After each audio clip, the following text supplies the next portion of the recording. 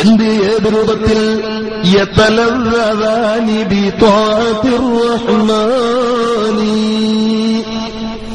അല്ലാഹുവിന്റെ ഇബാദത്ത്, അല്ലാഹുവിന് ചെയ്യുന്ന ആരാധന വളരെ സന്തോഷപൂർവം, വളരെ സുഖത്തോടുകൂടി യതലവ്വനി ബിത്വാതിർ റഹ്മാനി. എന്നിട്ട് അവര് പറഞ്ഞത് ഉമ്മാഹിറുൽ ഉഖ്റാ അലദ്ദുനിയാ വമാ ഫിഹാ മിനൽ ഐശിൽ ലസീരിൽ ഫാനി. ഉമ്മാഹിറുൽ ഉഖ്റാ അലദ്ദുനിയാവമാ, ഈ ഭൗതിക ലോകവും ഇതിനുള്ള സർവസത്യയെക്കാളും അഭികാമ്യമാഹരം തന്നെയാണ്.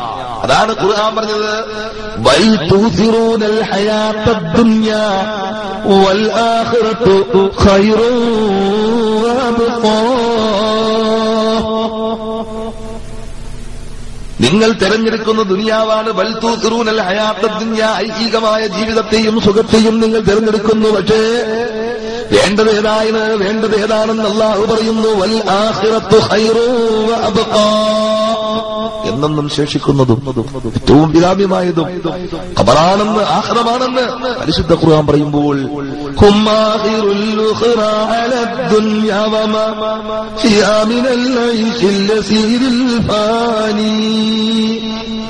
ഈ ഭൗതിക ലോകത്തുള്ള സുഖങ്ങളും ഇവിടെയുള്ള താല്പര്യങ്ങളുമൊക്കെ നൈമിഷികവും താൽക്കാലികവുമാണെങ്കിൽ അനശ്വരമായ എന്നെന്നും നിലനിൽക്കുന്ന ആഖിറത്തെ തെരഞ്ഞെടുത്തുകൊണ്ട് ആ രണ്ട് യുവമിഥുനങ്ങൾ സഹോദരിമാരെ പതിരാവിന്റെ കൂരുരുട്ടിൽ നിന്ന് നിസ്കരിച്ച് പടച്ചതമ്പുരാന് ഇബാദത്ത് ചെയ്താണ് അവരുടെ നിമിഷങ്ങളും സമയങ്ങളും വയസ്സുകളും അവർ കടത്തിവിട്ടതെങ്കിൽ എന്റെ പ്രിയപ്പെട്ട സഹോദരിമാരെ, വിവിധ ലോഡ്ജുകളിലും വിവിധ സ്ഥലങ്ങളിലും വിവാഹത്തിന്റെ വിവിധ സുഖങ്ങൾ ആസ്വദിക്കാൻ വേണ്ടി പോയി ചുറ്റിക്കിറങ്ങുന്ന ഓരോ ആളുകളും ശ്രമിച്ചുകൊണ്ട് പ്രവർത്തനമൊന്ന് മാറ്റുമോ, ജീവിതത്തിന്റെ ദിശയൊന്ന് തിരിച്ചുവിടുമോ, അല്ലാഹുവിന്റെ തൃപ്തിയിലേക്ക് നാം മാറ്റിക്കൊണ്ടുപോകുമോ? ഇങ്ങനെ മാറ്റിക്കൊണ്ടുപോയാൽ നമുക്ക് ആഖിറത്തിൽ രക്ഷപ്പെടാൻ കഴിയും. ആ ഖബർ ജീവിതത്തെക്കുറിച്ച് വ്യക്തമായി ആലോചിച്ചാൽ സഹോദരന്മാരെ, നിങ്ങളുടെ വിരിപ്പിൽ നിങ്ങൾക്ക് ഉറക്കം കിട്ടുമോ? നിങ്ങളുടെ ഏസിയിൽ നിങ്ങൾക്ക് തണുപ്പ് കിട്ടുമോ? നിങ്ങളുടെ ആധുനിക സൗകര്യങ്ങൾ നിങ്ങൾക്ക് സൗകര്യമാണോ?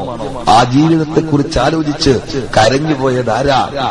ഉരുക്കു മനുഷ്യനായ പാറ പോലെ ഉറച്ച മനസ്സിന്റെ ഉടമയും വീരനായ ലാലിവീരനായ ഇസ്ലാമിന്റെ മൂന്നാം ഖലീഫ ഉസ്മാൻ ഇബ്നു അഫ്ഫാൻ റളിയല്ലാഹു തആല അൻഹു ഇദാ വഖഫ ഫീ ഖബറിൻ, ഒരു ഖബറിന്റെ അരികിൽ പോയി, ഇദാ വഖഫ അലാ ഖബറിൻ, ഖബറിന്റെ അരികിൽ പോയി ഉസ്മാൻ ഇബ്നു അഫ്ഫാൻ റളിയല്ലാഹു അൻഹു നിന്നാൽ ബക്കാ, അദ്ദേഹം കരയുമായിരുന്നു. തന്റെ താടി തിങ്ങിത്തോർന്ന് വളർന്നിരിക്കുന്ന നീളമായ താടിയുടെ ഇടയിലൂടെ കണ്ണുനീർക്കണങ്ങൾ ഒഴുകുമാറ് അദ്ദേഹം കരയുമായിരുന്നു. ഇങ്ങനെ കരയുന്ന ഉസ്മാൻ ഇബ്നു അഫ്ഫാൻ റളിയല്ലാഹു തആല അൻഹുവിനോട് സ്വഹാബത്ത് ചോദിക്കുന്നു, ഉസ്മാൻ റളിയല്ലാഹു തആല അല്ലയോ ഉസ്മാൻ ഇബ്നു അഫ്ഫാൻ എന്ന് പറയും, എന്താണ് നിങ്ങൾ ഈ ഖബറിന്റെ അരികിൽ സ്വർഗത്തെപ്പറ്റി, നരകത്തെപ്പറ്റി, ബശ്റയെപ്പറ്റി, ഭയാനകമായ വിധാനെന്ന ത്രാസിൽ, അതുപോലെ സിറാത്തുൽ മുസ്തഖീമിനെ കുറിച്ച് നിങ്ങളോട് പറയുമ്പോഴൊന്നും നിങ്ങൾ കരയാറില്ലല്ലോ. നിങ്ങൾ ഈ ഖബറിന്റെ ശ്മശാനത്തിന്റെ അരികിൽ പോയി നിന്നാൽ എന്തിനാണ് ഇങ്ങനെ കരയുന്നതെന്ന് മഹാനുഭാവനോട് ചോദിച്ചപ്പോൾ അവിടുന്ന് കൊടുത്ത മറുപടി എന്റെ പ്രിയപ്പെട്ട സഹോദരന്മാര് മനസ്സിലാക്കണം. ഉസ്മാൻ ഇബ്നു അഫ്ഫാൻ റളിയല്ലാഹു അൻഹു പറയുന്നു, ഇന്ന റസൂലുള്ളാഹി സ്വല്ലല്ലാഹു അലൈഹി വസല്ലം നബി സ്വല്ലല്ലാഹു അലൈഹി വസല്ലം പറയാറുണ്ട്, ഇന്നൽ ഖബറ അവ്വലു മൻസിലിൻ മിൻ മനാസിലിൽ ആഖിറ وإن نجا منه أحد فما بعده أيسر منه وإن لم ينج منه فما بعده أشد منه.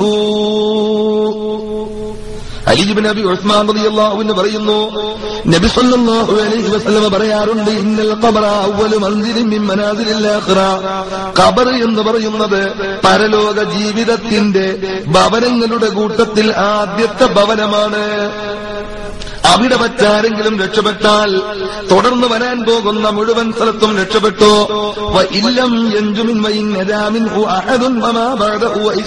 തുടർന്ന് വരുന്നത് മുഴുവനും അവിടെ വച്ചാരെങ്കിലും പരാജയപ്പെട്ടു പോയാൽ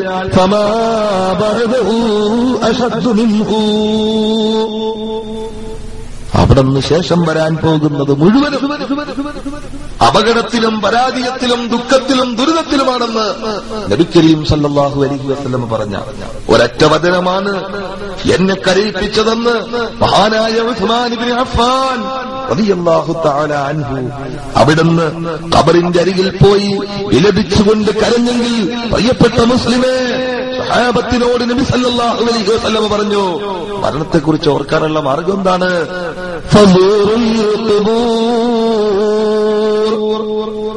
فإنها تزهدكم في الدنيا وتذكركم الآخرة.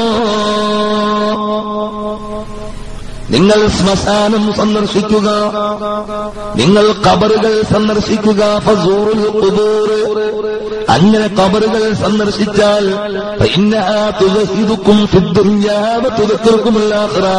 നിങ്ങളെ ദുനിയാവിൽ അത് ത്യാഗികളാക്കി മാറ്റുന്നു, നിങ്ങളെ സാഹിര്യങ്ങളാക്കി മാറ്റുന്നു. പരലോക ചിന്ത, പരലോക ബോധം, മരണമാണ് പ്രശ്നമെന്ന് നിങ്ങൾക്ക് ബോധ്യം വരുത്തി തരുമെന്ന് മഹാനായ റസൂലുള്ളാഹി സ്വല്ലല്ലാഹു അലൈഹി വസല്ലമ തങ്ങൾ വളരെ വ്യക്തമായി പഠിപ്പിക്കുമ്പോൾ, പരന്തീച്ചി ചുമ്മാ വിട്ടി ചൊങ്കിൽ നടക്കുന്ന സുജാത്ത് നമുക്കുണ്ട് നാട്ടിലെ. പറമ്പീതി ചുമ്മാ വിട്ട് ചൊങ്കിൽ നടക്കുന്ന സുജാത്ത് നമുക്കുണ്ട് നാട്ടിലെ. നാളെ മഹാന്മാരായ ആളുകൾ പഠിപ്പിക്കുന്നു, നാളെ പോയി കിടക്കുന്ന കബറിടത്തെക്കുറിച്ചുള്ള ചിന്ത, ആ ബോധം നമുക്കുണ്ടായിക്കഴിഞ്ഞാൽ നമുക്ക് തോന്നുന്നു ഈ നശ്വരമായ 50, 60, 70 വയസ്സുള്ള ജീവിതമല്ല ജീവിതം, ശരിക്കുള്ള ജീവിതം തുടർന്നുള്ള ജീവിതമാണ്. അതുകൊണ്ട് മരണം ജീവിതത്തേക്കാൾ വലിയ പ്രശ്നമാണെന്ന് വളരെ വ്യക്തമായി നമുക്ക് മനസ്സിലാക്കാൻ കഴിയുമെങ്കിൽ സഹോദരന്മാരെ, ആ ഖബറിനെ കുറിച്ചുള്ള ചിന്താബോധം നമ്മിലുണ്ടായിക്കഴിഞ്ഞാൽ നമുക്ക് ഭൗതിക ലോകത്തിന്റെ തിരക്കിൽ നിന്ന്, അമിതമായ ഭൗതിക ലോകത്തോടുള്ള താല്പര്യത്തിൽ നിന്ന് നമുക്ക് വിമോചിതനാകാൻ കഴിയുമെങ്കിൽ സഹോദരന്മാരെ, ഇനി അവിടെ നിന്ന് അങ്ങോട്ട് മനുഷ്യന്റെ പുനർജന്മമാണ്. ആ ഖിയാമത്തിൽ സൂറന്ന കാലത്തിൽ ഇസ്രാഫീൽ അലൈഹിസ്സലാം ഊതുമ്പോൾ തുടർന്നുണ്ടാകുന്ന പുനരുദ്ധാനവും വിചാരണയും കണക്ക് ബോധിപ്പിക്കലും നന്മതിന്മകൾ എഴുതലുമൊക്കെ വിശാലമായി ചർച്ച ചെയ്യേണ്ട വിഷയവും കൂടുതൽ സമയം ചർച്ച ചെയ്യേണ്ടതുമാണ്. സമയക്കുറവ് കൊണ്ട്, സമയം പരിമിതമായതുകൊണ്ടും ചില അത്യാവശ്യ തിരക്കുകൾ ഉള്ളതുകൊണ്ടും ഞാനിപ്പോൾ എന്റെ സംസാരം ഇവിടെ വെച്ച് അവസാനിപ്പിക്കുകയാണ്. അല്ലാഹു സുബ്ഹാനഹു വ തആല പരലോക വിജയികളിൽ നമ്മയും നമ്മോട് അനുബന്ധമായവരെയും ഉൾപ്പെടുത്തി അനുഗ്രഹിക്കുമാറാകട്ടെ.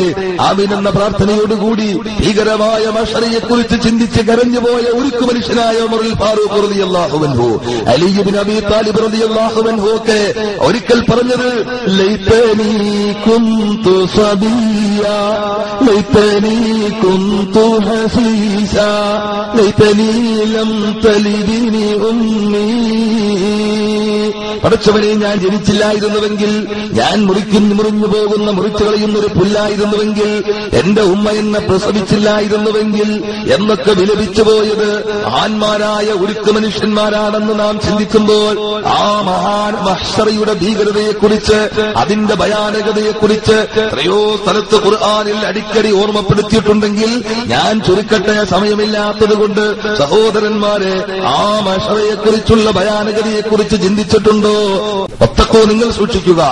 ഒരു ദിവസം, എങ്ങനത്തെ ദിവസമാണ്? തുർജഊന ഫീഹി ഇലല്ലാഹ്, അല്ലാഹുവിലേക്ക് നിങ്ങളെ മടക്കാൻ പോകുന്ന ഒരു ദിവസമുണ്ട്. ആ ദിവസം നിങ്ങൾ ഓർമ്മ വെച്ചുകൊണ്ട് നിങ്ങളുടെയും എന്റെയും പ്രവർത്തനത്തെ അല്ലാഹുവിന്റെ പൊരുത്തത്തിലാക്കി മാറ്റിയെടുക്കാനുള്ള ശ്രമം നടത്തിക്കൊണ്ട് അതിനുവേണ്ടി പരിശ്രമിക്കുക എന്ന് മാത്രം പറഞ്ഞുകൊണ്ട് ഞാൻ എന്റെ വാക്കുകൾക്ക് വിരാമം കുറിക്കുകയാണ്. റബ്ബനാ ആതിനാ ഫിദ് ദുനിയാ ഹസന വഫിൽ ആഖിറതി ഹസനത വഖിനാ അദാബന്നാർ. റബ്ബനാ തഖബ്ബൽ മിന്നാ ഇന്നക അൻത സമീഉൽ അലീം വതുബ് علينا إنك أنت التواب الرحيم آمين برحمتك يا أرحم الراحمين صلى الله تعالى وسلم على خير خلقه سيدنا محمد وعلى آله وصحبه أجمعين.